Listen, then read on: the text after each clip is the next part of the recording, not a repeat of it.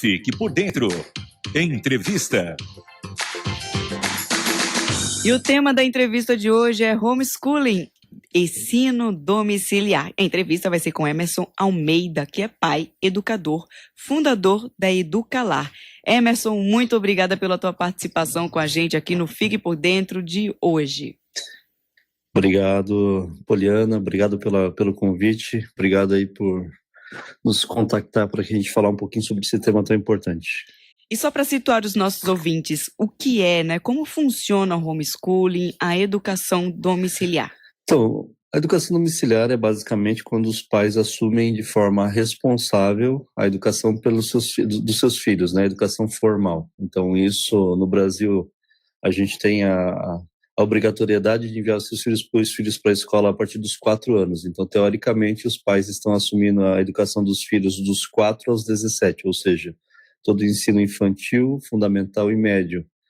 Essa é a regra geral. Mas o que a gente vê quando os pais assumem a educação dos seus filhos é que normalmente se começa muito antes disso, né? Em alguns casos, inclusive antes de ter filho. As famílias já começam a se preparar, porque é uma tarefa árdua, né? Dá bastante trabalho educar em casa. É verdade, bastante trabalho, e a gente estava até comentando que na pandemia, né, muitos pais sentiram falta da escola por conta de ter ficado com os filhos em casa, né? A gente tem os dois lados, né? A gente vai mostrar, vai tentar passar isso para o nosso ouvinte, os dois lados aí, os benefícios que o homeschooling oferece. E eu queria que você contasse um pouco da sua história. Como que você aderiu aí ao homeschooling? Como que começou isso aí na sua família? Então, eu comecei a conhecer a educação domiciliar pela minha esposa, né? Nossa ideia era, lá em 2016, mais ou menos, 15, 16, a gente estava conversando, a ideia inicial era montar uma escola. Então, eu estive em São Paulo, um evento da Fiel, acabei conhecendo lá o pessoal do Mackenzie, isso era 2015, outubro de 2015. Então, aí eu comecei um relacionamento com eles e daquele momento em diante, a gente começou a se envolver um pouco mais, né? O objetivo inicial era a escola. E aí a Vanessa trouxe para mim essa questão da educação domiciliar. Aí eu comecei a ler, estudar, enfim. Estamos onde estamos hoje. Isso entrou na minha casa através da minha esposa. Eu, particularmente, acho que nunca tinha nem pensado sobre isso. E fala uma coisa pra gente, Emerson, quais são os benefícios de as crianças e adolescentes estudarem em casa, né? Vocês começaram isso em casa, já tem um tempinho já, e quais são esses benefícios que você tem percebido? Então, a gente pode começar, talvez não por um benefício, né, Poliana, mas assim, pela grande dificuldade que a gente tem, porque é um trabalho grande, né? Um trabalho gigantesco quando a família decide educar em casa. Eu costumo dizer que educar em casa dá muito mais trabalho do que enviar para a escola. Então, a família, quando ela decide educar em casa, ela tem que ter isso em mente, né? Às vezes parece meio desanimador, né? Vai ter bastante trabalho, é trabalho duro, mas é a realidade. Agora, depois que a família entende que ela vai ter bastante trabalho e ela está disposta, de fato, a assumir essa responsabilidade, ela colhe vários benefícios. Por exemplo, hoje a gente vive numa sociedade onde os pais, a família em geral, está fragmentada, né? Então, a criança, muitas vezes, ela está na escola de forma integral, sai de manhã e chega praticamente à noite. Os pais praticamente não se veem. E a gente, com a educação domiciliar, acaba mudando totalmente essa rotina familiar. A criança fica em casa, normalmente a mãe está em casa também. Então, acho que um dos grandes benefícios iniciais é essa aproximação da família. Então, os pais e as crianças começam a conviver. Isso vai, inclusive, contra aquilo que a gente viu na pandemia, né? Porque muitas vezes aquilo aconteceu de forma obrigatória e eu vi muitos pais reclamando de estarem com os filhos em casa, né? Se vocês forem avaliar, por exemplo, dados de divórcio, aumentou o número de divórcios na pandemia porque as famílias não sabem mais conviver juntas. A educação domiciliar ela já acaba trazendo isso de volta àquilo que deveria ser, né? A família ela fica mais unida, a criança ela aprende a de fato estudar, não só ir para a escola, então ela aprende a amar a educação, ela aprende a ler, ela aprende a de fato aprender o que tem que aprender e o porquê que ela tem que aprender. Então a gente tem um ensino muito mais interdisciplinar. As matérias elas são aplicadas, mas elas sempre com o objetivo de trazer isso à prática. Então isso é ensinado desde sempre. Desde sempre as famílias elas aprendem a de fato educar porque elas precisam gerar base para essas crianças. Então, se vocês forem avaliar essa educação que a gente traz em casa, onde de fato os pais estão se preocupando com seus filhos, é muito diferente da escola, porque nenhum professor, por mais habilidoso que ele seja, por mais cuidadoso que ele seja com as crianças, com os seus alunos, eu acho muito difícil um professor ter a mesma disciplina, o mesmo cuidado que um pai tem. Então, muitas vezes as pessoas chegam para nós e perguntam: meu filho tem, por exemplo, autismo. Será que eu vou conseguir fazer um bom trabalho? Nossa resposta sempre é sim. Claro que existem algumas dificuldades que as crianças têm que vai ser necessário a gente trazer a ajuda de algum profissional específico. Mas aquele cuidado com os filhos de pais de fato responsáveis que querem assumir essa educação nunca vai ser, a escola nunca vai conseguir suprir isso. Então, a gente tem esses benefícios muito claros para nós, né? Não sei se foi claro aí para vocês essa questão, mas eu vejo essa realidade muito, muito presente nas famílias com quem nós convivemos. Ô Emerson, a gente fica aqui imaginando, né, sobre essa rotina, mas antes de você explicar para a gente sobre a rotina, eu já vou com a pergunta da Noemi, que ela quer saber o seguinte: o homeschooling é autorizado em todo o Brasil ou só em algumas regiões? Aí eu quero que você responda isso, também fale um pouquinho da rotina. Como é que funciona, né? Como é que vocês fazem na organização? Porque geralmente na escola ele tem um professor de inglês, de português, de matemática, né? No primeiro ano geralmente é o mesmo professor que faz tudo, mas depois vai meio que dividindo. Eu queria que você contasse pra gente como que é essa rotina. Os seus filhos, ele tem que ter um espaço aí específico para ele ter essa aula, ele tem o horário da aula certinho igual uma escola, enfim, como é que funciona? Eu ia colocar também, aproveitar a pergunta da Cleide, que vai nessa mesma linha, Fábio.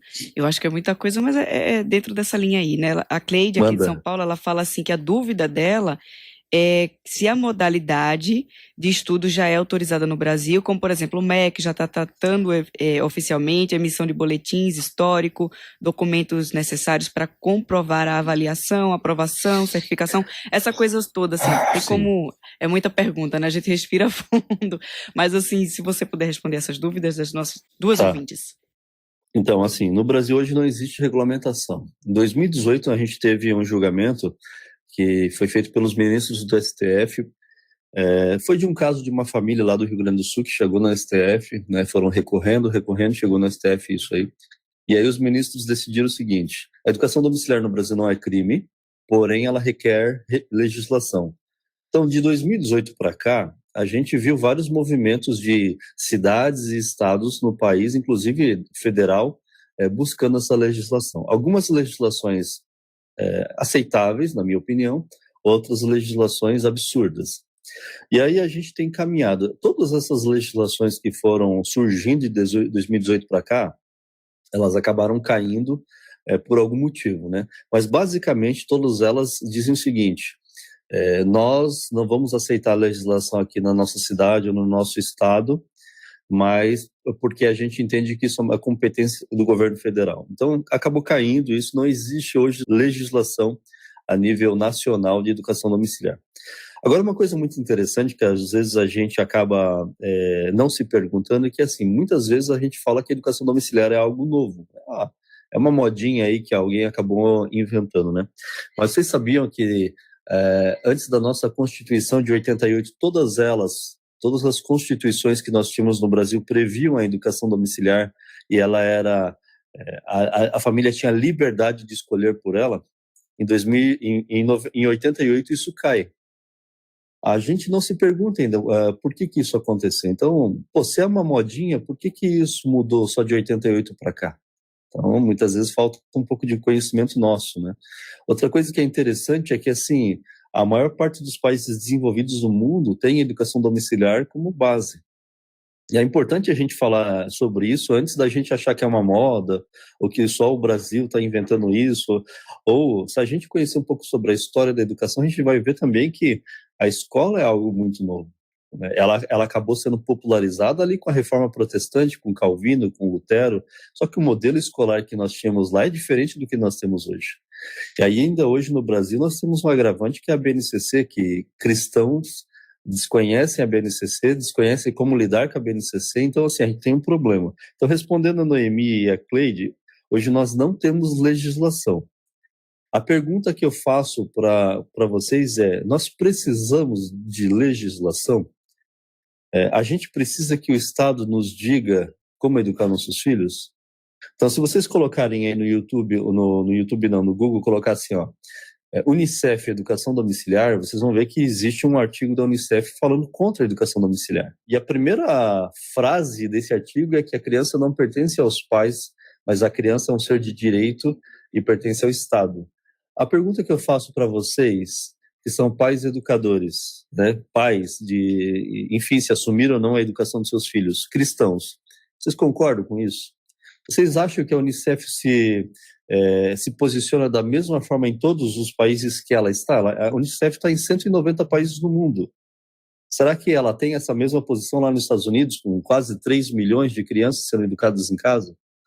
Então, assim, se a gente for parar para refletir sobre a situação da educação domiciliar, a gente vai ver que existe sim uma luta grande de famílias buscando a legislação. Eu não sou uma delas. Mas a gente tem que ter uma certa cautela quando a gente quer trazer o Estado para dentro da nossa casa, né? Então, uma certa cautela. Eu acho que é inevitável que num país cheio de legislação a gente não tenha uma lei falando de educação domiciliar. Eu acho que isso vai acontecer. Mas se acontecer da mesma forma que nós temos a legislação em Portugal, eu acho que as famílias terão um grande problema para educar em casa. Então, essa é uma reflexão que eu trago para vocês. Tá? Não existe legislação, mas as famílias que educam em casa hoje, elas têm o Enseja, né? Elas podem fazer a mesma prova da educação de jovens e adultos, que antigamente era supletivo, vocês devem lembrar. Então, as crianças podem fazer a prova da Enseja para validar o ensino fundamental, validar o ensino médio, e aí fazer uma universidade, caso elas queiram, né? Então, isso já acontece no Brasil, isso já é uma coisa bem recorrente. Vocês terem uma noção, tem famílias educando seus filhos em casa há 3 gerações no Brasil, isso era muito comum com missionários, né? A Transmundial, com certeza, deve ter histórias de missionários aí que educaram seus filhos em casa e foram educados em casa, só que agora, com o advindo aí da internet, a gente acaba popularizando isso e se tornando mais conhecido e, graças a Deus, ainda mais famílias aderindo ao processo. Se vocês forem começar a prestar atenção, coisa que eu não fazia, e olhar filmes americanos, vocês vão perceber que muitos filmes de Hollywood têm aí crianças sendo educadas em casa, porque isso é relativamente comum lá, né? Cada estado tem sua legislação, mas é uma coisa que vocês encontram com certa facilidade nos Estados Unidos, tá? Não sei se fiquei claro, se eu fui claro, Cleide, Noemi, mas essa é a situação hoje no Brasil, tá? Por mais que não exista legislação, existem milhares de famílias educando seus filhos em casa e usando aí tudo que tem disponível para que seus filhos possam, por exemplo, fazer uma universidade. Inclusive, em Enseja, tá? Para quem não sabe, ele vai oferecer um histórico escolar e esse histórico ele é válido nas universidades. Eu falo isso porque eu respondo isso toda hora, tá? Eu cheguei a entrar em contato com a Mackenzie, né, a Universidade Mackenzie, para verificar como funcionava esse processo, de tanto que me perguntam. Tinha gente, inclusive, duvidando, né, que eu vou fazer o Enseja, será que eu posso fazer a universidade? Será que meu filho vai poder? Não, ele vai poder. Enquanto nós não temos uma legislação e não tem todo um processo ensinando como isso é feito, vocês podem usar o Enseja sem problema nenhum. É uma realidade que acontece já no Brasil. O Emerson, e aí a segunda parte da pergunta era sobre a rotina, né? Como é que vocês fazem na sua casa, os horários, enfim, como é que funcionam os estudos aí? E aí, a Cleide de Nova Fátima da Bahia, ela pega essa parte da rotina também perguntando se é preciso ter uma sala apropriada em casa, material de suporte. Como é que fica, Emerson? Então, Cleide, a rotina da educação no lar, ela não é uma rotina escolar, né? Não no sentido que assim, meu filho precisa ficar 4 horas sentado aqui em casa, do jeito que é feito na escola. De forma geral, é muito mais dinâmico. Então, a gente pode dividir isso de forma educação infantil, educação fundamental e média. São 3 fases, basicamente, de forma grossa, assim, que a gente pode dividir as crianças. Uma coisa que é muito importante desse julgamento, Poliana, de 2018, é que eles caracterizaram o unschooling como crime. Unschooling é quando tu faz a educação de qualquer jeito, né? Então, assim, sem lastro nenhum com material, por exemplo, sem um currículo específico.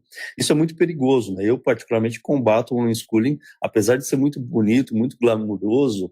o unschooling ele é muito perigoso. Eu acho que, de forma muito geral, a maior parte das famílias que fazem educação domiciliar, elas se encaixam no unschooling. Isso significa que elas não estão usando currículo, muitas vezes estão usando um monte de material solto. O que nós defendemos é que a família ela tem um material, né? A Educalar, por exemplo, ela fornece aos seus membros a possibilidade de comprar o material do Sistema Mackenzie de Ensino, né? Uma instituição aí de 150 anos que tem uma excelente credibilidade no Brasil, um material com cosmovisão cristã, e é muito possível aí que os pais que assumam a educação dos seus filhos usem esses materiais. Agora, esses materiais eles têm que ser adaptados, todo o currículo tem que ser adaptado. Então, assim, a família tem as suas particularidades. Vocês podem receber um kit de material na casa de vocês, que vai ser o currículo, e vocês vão fazer as alterações necessárias na maneira como vocês vão aplicar esse material com seus filhos. Então, assim, vocês têm isso pré-pronto, essa base. Toda a legislação que a gente está vendo apontar no Brasil, ela aponta para a BNCC. E o currículo que o Mackenzie oferece, ele tem uma excelente resposta à BNCC porque é um currículo confessional. Isso significa que questões, por exemplo, de ideologia de gênero são combatidas nesse material usando a própria legislação, dizendo, eu sou confessional, eu não vou ensinar isso dessa forma. Então, pais cristãos, eles têm essa proteção, vamos dizer assim. E como que é a rotina? A rotina ela vai crescendo do ensino infantil até o médio de forma progressiva. Inicialmente, vocês devem perceber que uma criança de 2 anos não vai ficar parada 2 horas, 3 horas. Então, vocês vão, de forma informal, até os 5 anos, ensinando o que precisa ensinar, alfabetizando. E aí, depois, a gente tem aí, gradativamente, essa carga horária sendo aumentada até 2 horas, 3 horas, 4 horas por dia.